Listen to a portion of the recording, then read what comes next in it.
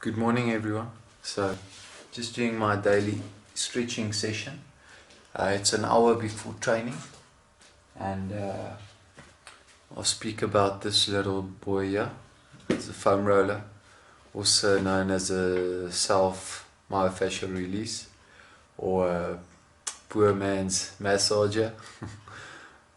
And I'll explain how it works, the pros and cons about it, and I hope that it will be beneficial to you. Say good morning. Morning. He also wants to say good morning. Hello. Morning, guys. So I call these mornings green tea mornings. The things we'll do for marginal gains. We were traveling mountains just to find the loudest tears. We sat down by the fire, knowing we couldn't hide, but we didn't know that yet. So if you want something to hold on to, gotta find it first. But here I am, 'cause I've been laying under palm trees waiting for the summer, knowing there's nowhere to go. 'Cause I am happy on this island, wanna be my farmland. I don't ever want to leave, I'm in a tropic club. I don't know what it is, but it seems with a lot of rain lately I puncture quite a lot.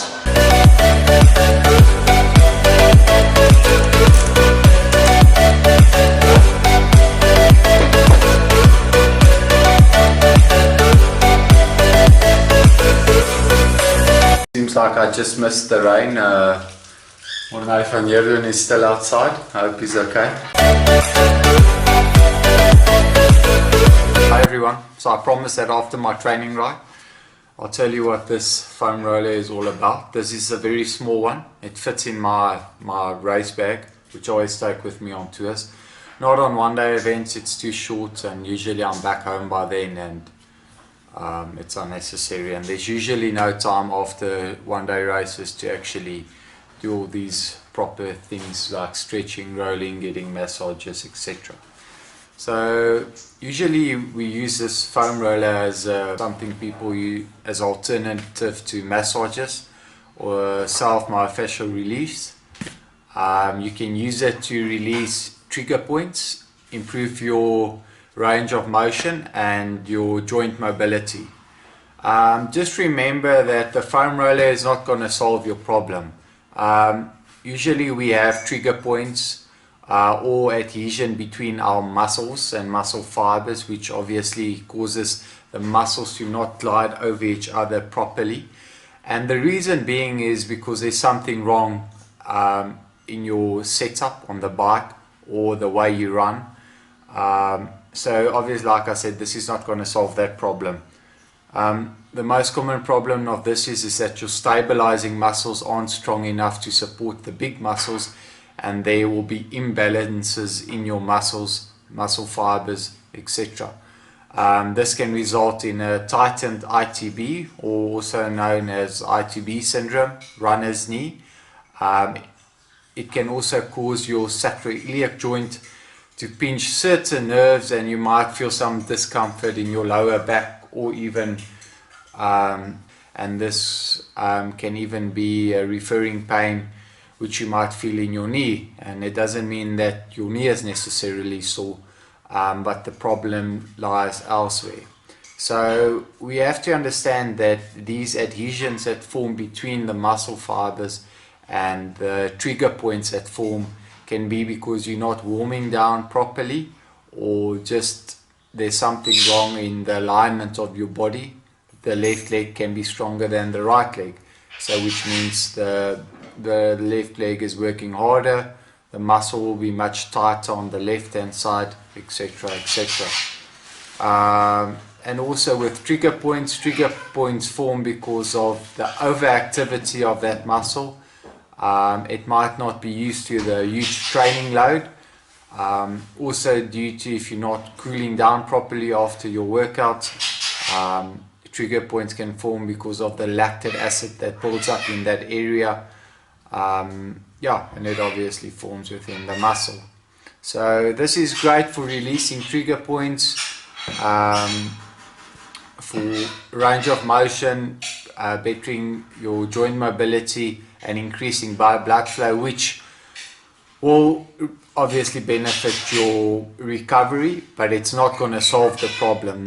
You need to sort that out with a proper physio, a chiro, and some good stabilizing exercises which you'll find from a biokineticist or your coach.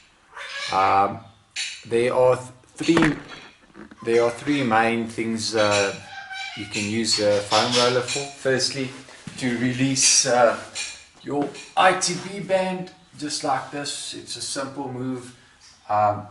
It's quite painful like that, but you'll get used to it.